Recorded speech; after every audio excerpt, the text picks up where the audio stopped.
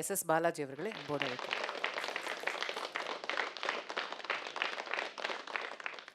நீங்கள் வந்து தலைப்பு வந்து பிரச்சாரத்தில் பிரகாசிப்பது யார் அப்படின்னு ஒரு தலைப்பு கொடுத்தீங்க. இப்போ நான் கூட நினச்சேன் இவங்க முதல்ல இந்த தலைப்பு கொடுத்த பொழுது ஃபெலிக்ஸ் அவர்கள் வந்து வர வேண்டிய அவசியம் இருக்குமா? ஏன்னா பிரகாசிப்பது யாருன்னா களத்துக்கு போனால் தானே பிரகாசிக்கிறாங்களா இல்லையான்னு தெரியும். அதில் வேறு அவங்க சொன்ன பெரிய பெரிய அலப்பறைலாம் பெரிய அலப்பறை. எலெக்ஷன் கமிஷன் மட்டும் அறிவிக்கிட்டோம் நாங்கள் வரோம் அப்படின்னாங்க. அப்புறம் எலெக்ஷன் கமிஷன் அறிவிச்சாச்சு. அதுக்கப்புறம் எங்களை இங்கே விடலை அங்கே விடலைனாங்க. இது ரொம்ப சாதாரணமான ஒரு விஷயம். என்னென்னா தேர்தல் ஆணையம் வந்து தேர்தலை நடத்துகின்ற பொழுது ஒரு அதிகாரி தவறு செஞ்சால் கூட அவங்க சொல்கிறது மாதிரியான ஒரு குற்றச்சாட்டு ஒரு காவல்துறை அதிகாரி மேலே இருந்ததுன்னா கூட இன்றைக்கு கூட தலைமை செயலாளரையும் மாற்றிட்டாங்க, டிஜிபியும் போட்டாச்சு. அப்போது அதையெல்லாம் முன்னெடுக்காமல் ஒரு ப்ளேம் கேம் ஆடி நாங்கள் ஏன் ஆட்சிக்கு வரணும், திமுக எங்களுக்கு பிடிக்காது, திமுகவை நாங்கள் எதிர்க்கிறோம், இதுதான் அவர்களுடைய முன்வைக்கக்கூடிய இதுவாக இருக்குது, பிரச்சாரமாக இருக்கிறது. நீங்கள் ஏன் ஆட்சிக்கு வரணும்னு சொன்னாங்க அவங்க முதல்ல? நாங்கள் எல்லாத்தையும் மாற்ற போகிறோம், ஒரு மாற்று அரசியல்னு சொன்னாங்க. மாற்று அரசியல் கொடுக்குறவங்க 106 வேட்பாளரோ 110 வேட்பாளரோ ஏற்கனவே பல கட்சிகளில் இருந்தவங்க. நீங்கள் மாற்று அரசியல் கொடுக்குறேன்னு சொல்ல வந்திருக்கவங்க ஏற்கனவே பல கட்சிகளில் நீங்கள் யாருக்கு மாற்றாக வருவேன்னு சொன்னீங்களோ அந்த இடத்துல பணியாற்றியவர்கள் ஓவர் நைட்டில் எப்படி மாறுவாங்க? திமுக அதிமுகவுக்கு மாற்று அரசியல்னு செங்கோட்டையனை வச்சுட்டு எப்படி நீங்கள் வந்து பண்ணுவீங்க? கிட்டத்தட்ட 40-50 ஆண்டு காலமாக அதிமுகவில் இருந்தவர், திராவிட அரசியலில் இருந்தவர், நீங்கள் அதுக்கு மாற்றுன்னு. அப்போ இது எல்லாமே வந்து எதை நோக்கினாங்க தான் இன்றைக்கு கூட திரு விஜய் அவர்கள் பிரச்சாரத்தில் என்ன சொல்கிறாரு? நான் உங்களுடைய இவ்வளோ சீக்கிரமா அப்பாவுக்கிட்ட இருந்து தப்பிச்சிட்டேன், உங்ககிட்ட இருந்து தப்பிக்கலையே. அதாவது என்னன்னா இன்னைக்கு பேசும்பொழுது கூட என்ன சொன்னால் 30 ஆண்டு காலம் உங்களோட இணைஞ்சிருக்கின்றார். ஒரு சென்டிமெண்ட்டை பயன்படுத்தி உணர்ச்சிகளை பயன்படுத்தி கேட்பதல்ல வாக்குகள். அது அறிவுபூர்வமாக இருக்கணும், ரேஷனலிஸ்ட் தாட் இருக்கணும். இது ஒன்று. எந்த கட்சி உணர்ச்சி பயன்படுத்தல? இல்ல பயன்படுத்தல, அதை மட்டுமே பயன்படுத்துறாங்கன்றது தான். அதை மட்டுமே பயன்படுத்தி வாக்குகளை கேட்கிறாங்கன்றது. நாம் தமிழர் கட்சிக்கு வருவோம். இப்போ அதிமுக பிரச்சாரத்தை பொறுத்து எடப்பாடி பழனிசாமி அவர்கள் ஏற்கனவே ஆட்சியில் இருந்த பொழுது செய்த திட்டங்களையோ அல்லது வரும்பொழுது இனிமே வரும்பொழுது நாங்கள் இதெல்லாம் செய்வோன்றதெல்லாம் விட்டுட்டார். இன்னைக்கு வந்து அவருடைய முழுக்க அவருடைய டார்கெட் என்னவா இருக்குன்னா, திமுக கூட்டணி பலமாக இருக்கிறது. திமுக கூட்டணி பலமாக இருக்கிறதுனால அவர்களுக்கு இருக்கக்கூடிய அச்சம் என்னன்னா, இந்த பலமான கூட்டணியினால் நிச்சயமாக வெற்றி பெற போகிறாள் என்கின்ற நிலையில் ஒவ்வொரு நாளும் கூட்டணி கட்சிகளை பற்றிய ஒரு தாக்குதலை செய்ய வேண்டும் என்கிற நிலையில் அவருடைய பிரச்சாரத்தை முன்னெடுத்துட்டு இருக்காரு. ஆனால் திராவிட முன்னேற்ற கழகத்தினுடைய பிரச்சாரமும் அந்த கூட்டணியினுடைய பிரச்சாரமும் எதை நோக்கி இருக்கிறதுனா, நேற்றைக்கு கூட கடலூரில் விடுதலை சிறுத்தை கட்சி தலைவரான எழுச்சி தமிழ் சொன்னார், இந்த கூட்டணி வெற்றி பெறுவதற்கான காரணம் என்று இருக்கின்ற பொழுது கூட்டணி பலம் என்பதை கடந்து ஆட்சியிலே செய்திருக்கக்கூடிய நல்ல திட்டங்கள், தேர்தல் அறிக்கையிலே குறிப்பிடப்பட்டிருக்கக்கூடிய திட்டங்கள்னு சொல்லியிருக்காரு. அப்போ ஒரு பாசிட்டிவ் அப்ரோச்சில் மக்களுக்கு எது தேவையோ அதை சொல்லி மக்களிடம் உண்மையான நிலையை எடுத்து சொல்லி வாக்குகளை கேட்கிறோம் என்கின்ற நிலையில் திராவிட முன்னேற்ற கழக கூட்டணி இருக்கிறது. ஆகவே பிரகாசிப்பது திராவிட முன்னேற்ற கழக கூட்டணி தான். இயல்பிலேயே உதயசூரியன் தலைமையேற்று இருக்கக்கூடிய இந்த கூட்டணி இன்றைக்கு தேர்தல் களத்திலே பிரச்சார களத்திலே பிரகாசமாக இருந்து கொண்டு இருக்கிறது என்பதுதான் உண்மை. அஸ்வத்தமன் பேசும்பொழுது ரொம்ப அழகாக பேசினார். இந்த ஒரு சத்யராஜ் படத்தில் வரும் டைலாக், அடேங்கப்பா உலக நடிப்புடா சாமின்னுவாங்க. அந்த மாதிரி எனக்கு ஏதோ பேசணும் வந்தேன். கடைசியாக அவர் முடிக்கும் போது ஏஐனார். சர்வதேச அளவில் வந்து ஏஐ மாநாடு நடந்தது டெல்லியில். அங்கே ஒரு யூனிவர்சிட்டியில் வந்து ஒரு ரோபோ குதிரை வச்சுருந்தாங்க.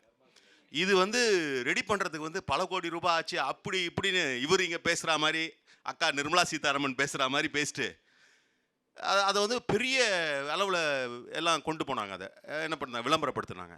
கடைசியில் பார்த்தா அது சைனா மார்க்கெட்டில் சில 1000 ரூபாய் கிடைக்கிற ஒரு பொம்மையை எடுத்துகிட்டு வந்து இதுதான் பிஜேபியினுடைய ஒரு நிலையாக இருக்குது. திருவிளையாடல் வசனம் வரும் இல்லையா, சேர்ந்தே வருவது பிஜேபியும் பொய்யும், சேராமல் இருப்பது பிஜேபியும் தமிழ்நாட்டு நலனும். இதுதான் அவருடைய நிலையாக நம்ம பார்க்கணும். இன்னொன்று சொன்னார், ஜிஎஸ்டி பற்றியெல்லாம் பேசினார். ஜிஎஸ்டியிலேருந்து தரோன்னு.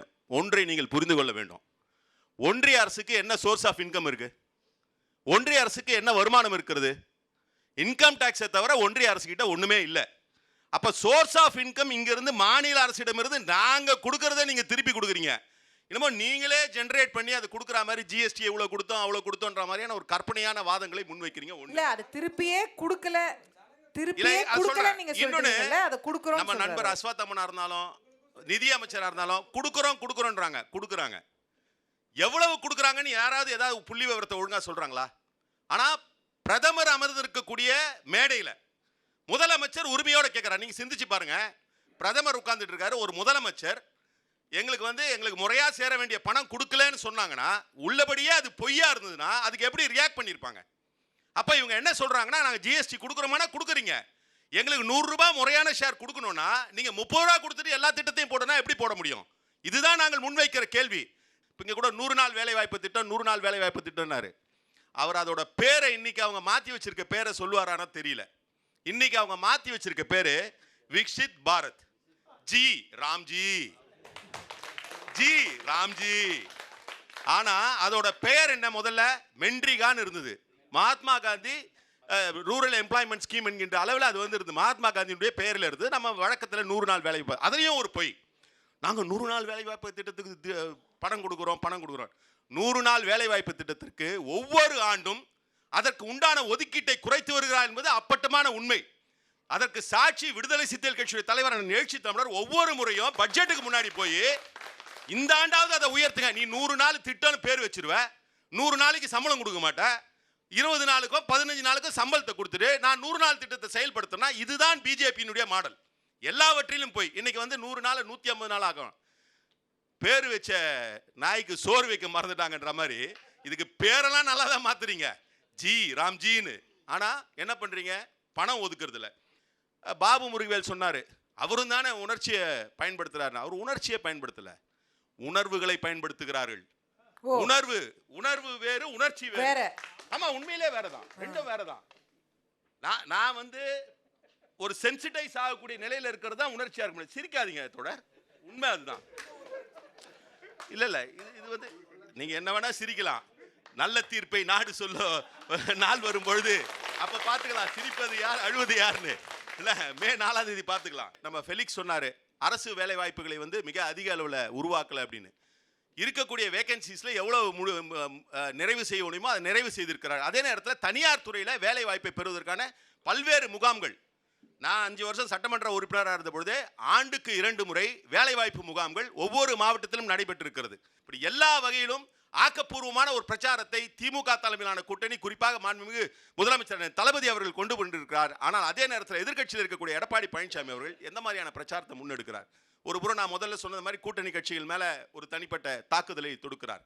அந்த தாக்குதலை தொடுக்கின்ற அதே நேரத்தில் இன்றைக்கு எந்த நிலையிலே அவர் தன்னுடைய பிரச்சாரத்தை வடிவமைத்திருக்கிறார் என்பது உள்ளபடியே அந்த ஸ்டேச்சர்ல இருக்கவர், இந்த நாட்டினுடைய முதலமைச்சராக இருந்தவர், இந்த நாட்டினுடைய எதிர்க்கட்சி தலைவராக இருக்கக்கூடியவர், அந்த நிலையில இருந்து அவர் பேசக்கூடியதெல்லாம் உண்மையிலேயே அவருடைய தகுதிக்கும் நிலைக்கும் உகந்ததா என்று நாம் சிந்திக்க வேண்டியிருக்கிறது. ஆனால் அவர் எந்த நிலைக்கு போனார் நாம பார்த்தோம். யாரோ ஒருத்தர் உற்சாகத்தில் ஏதோ ஒரு கொடியை ஆட்டினோடனே வந்துடுச்சு பெரிய கூட்டணி வந்துடுச்சுன்னாரு. நீங்க சிந்திச்சு பாருங்க அவங்க எவ்வளவு போலித்தனமா இருக்கிறாங்கன்னு.